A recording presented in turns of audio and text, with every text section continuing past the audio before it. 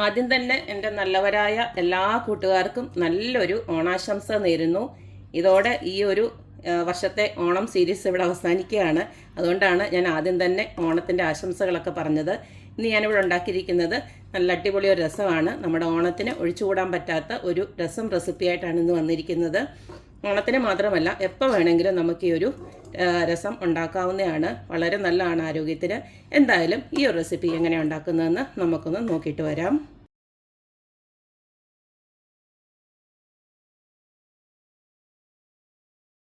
തക്കാളി രസം ഉണ്ടാക്കാനായിട്ട് ഞാൻ ഇവിടെ 4 മീഡിയം സൈസ് തക്കാളി നല്ല ഫൈനായിട്ട് അരിഞ്ഞു വെച്ചിട്ടുണ്ട്. ഇതിന് പകരം നിങ്ങൾക്ക് വേണമെങ്കിൽ അരച്ചും എടുക്കാം.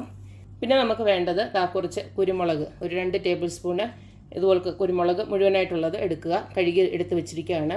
പിന്നെ ഒരു 10-12 അല്ലി വെളുത്തുള്ളി വേണം. 2 വലിയ കഷ്ണം ഇഞ്ചി വേണം. പിന്നെ കുറച്ച് പച്ചമുളക്. പിന്നെ ഇതെന്ന് പറയുന്നത് നമുക്ക് കടുക് വറുക്കാൻ വേണ്ടിയിട്ടാണ്.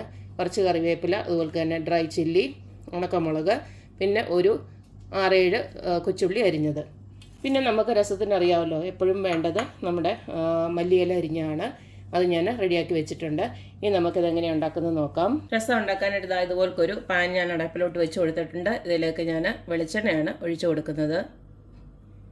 വെളിച്ചെണ്ണ ചൂടായി വന്നിട്ടുണ്ട്. ഇതിലേക്ക് നമുക്ക് കുറച്ച് കടുക് ഇട്ട് കൊടുക്കാം.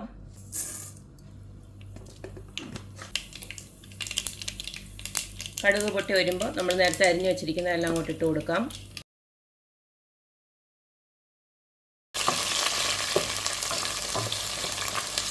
നമ്മളിത് കടുക് വറുക്കുന്ന നേരം കൊണ്ട് നമ്മൾ എടുത്തു വെച്ചിരിക്കുന്ന ഇഞ്ചി, വെളുത്തുള്ളി, നമ്മുടെ കുരുമുളകൊക്കെ ഇല്ലേ, അതൊന്ന് ചതച്ചെടുത്ത് വെച്ചിരിക്കണം. അത് നേരത്തെ ഞാൻ പറയാൻ മറന്നുപോയി. അതുപോലെ തന്നെ വെളുത്തുള്ളി എടുക്കുമ്പോൾ നമുക്ക് ആ വെളുത്തുള്ളിയുടെ മൊത്തം തൊലി അങ്ങ് പൊളിച്ച് കളയേണ്ട കാര്യമൊന്നുമില്ല. അതിനകത്ത് കുറച്ച് നമ്മുടെ ആ ഒരു പിന്നെ പുറത്തെ തൊലി ഉണ്ടല്ലോ, അത് കുറച്ചൊന്നിരിക്കുന്ന ഈ രസത്തിനൊരു ടേസ്റ്റ് കൂട്ടും. അപ്പോൾ അത് കുറച്ച് അവിടെ ഇരുന്നാലും കുഴപ്പമൊന്നുമില്ല. കാരണം നന്നായിട്ടൊന്ന് കഴുകിയെടുത്ത് വെച്ചാൽ മതി.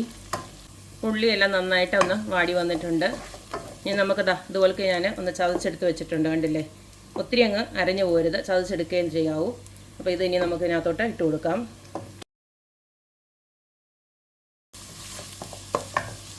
നിങ്ങൾക്ക് നമ്മൾ ഈ ചതച്ച മിക്സിയുടെ ഉണ്ടല്ലോ ജാറ്, ആ ജാറിനകത്ത് കുറച്ച് വെള്ളം റെഡിയാക്കി വെച്ചേക്കണം. കാരണം ഇതിനകത്ത് നമ്മൾ ഒഴിച്ചു കൊടുക്കാനുള്ളതാണ്. അപ്പം നമ്മളിട്ട് കൊടുത്തത് ഇതെല്ലാം നല്ലതായിട്ട് മൂത്ത് വന്നിട്ടുണ്ട്. ഈ സമയത്ത് നമുക്ക് തക്കാളിയോടെ അങ്ങോട്ട് ഇട്ട് കൊടുക്കാം.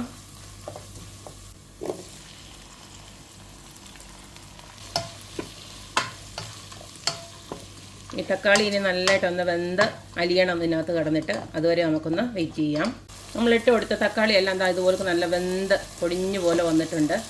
ഈ സമയം നമുക്കിതിനകത്തൊക്കെ തീ നല്ല കുറച്ച് വെച്ചിട്ട് പൊടികളൊക്കെ ഒന്ന് ഇട്ട് കൊടുക്കാം. ഞാൻ നേരത്തെ ഒരു ഷോർട്ട് വീഡിയോ ഇട്ടിട്ടുണ്ടായിരുന്നു, രസം പൗഡർ എങ്ങനെ ഉണ്ടാക്കുന്നതെന്നുള്ളത്. ആ ഒരു രസ പൗഡറാണ് ഇട്ട് കൊടുക്കുന്നത്. പിന്നെ അതിൻ്റെ കൂടെ ഇത്തിരി പൊടികളോട് ഇട്ട് കൊടുക്കുന്നുണ്ട്. നമുക്കത് നോക്കാം.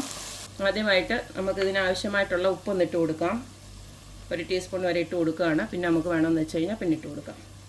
ഇനി അടുത്ത ഇതിലേക്ക് നമുക്ക് കുറച്ച് മഞ്ഞൾപ്പൊടിയോട് ഇട്ട് കൊടുക്കാം, ഒരു 1/4 ടീസ്പൂണോളം.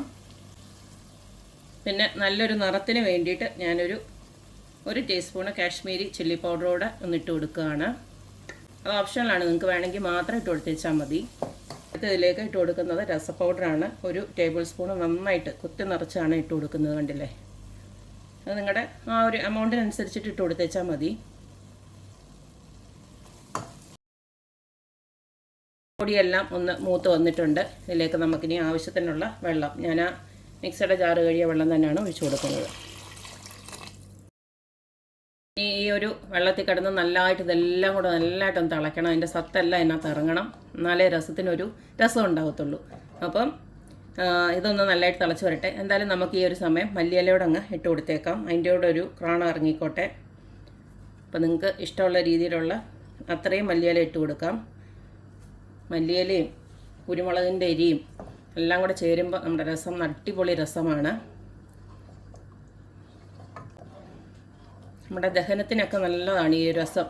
വല്ലപ്പോഴും എങ്കിലും രസമൊക്കെ ഒന്ന് വെച്ച് നമ്മുടെ ചോറിൻ്റെ കൂടോ ചുമ്മാതെ വേണമെങ്കിൽ നമുക്കൊന്ന് കുടിക്കാനാണെങ്കിലും ഒക്കെ രസം ഭയങ്കര നല്ലതാണ്. അതിനകത്ത് നമ്മൾ ചേർത്തിരിക്കുന്ന എല്ലാ സാധനങ്ങളും അങ്ങനത്തെ ആണല്ലോ നമ്മുടെ ദഹനത്തിന്.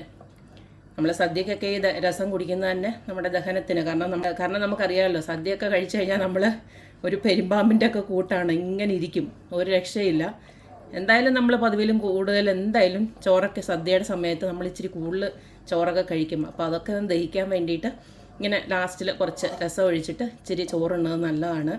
പഴമക്കാരുടെ ഓരോ ആചാരങ്ങളാണ്, അത് കറക്റ്റാണ്. അതിലൊക്കെ ഓരോ ഐതിഹ്യമുണ്ട്. അപ്പോൾ അതാ രസമൊക്കെ ഇതുപോലൊക്കെ നല്ലതായിട്ട് തിളച്ച് വന്നിട്ടുണ്ട്. നന്നായിട്ട് തിളപ്പിക്കണം, ഇതുപോലൊക്കെ തിളപ്പിച്ച് അതിൻ്റെ സത്തൊക്കെ ഇറങ്ങണം.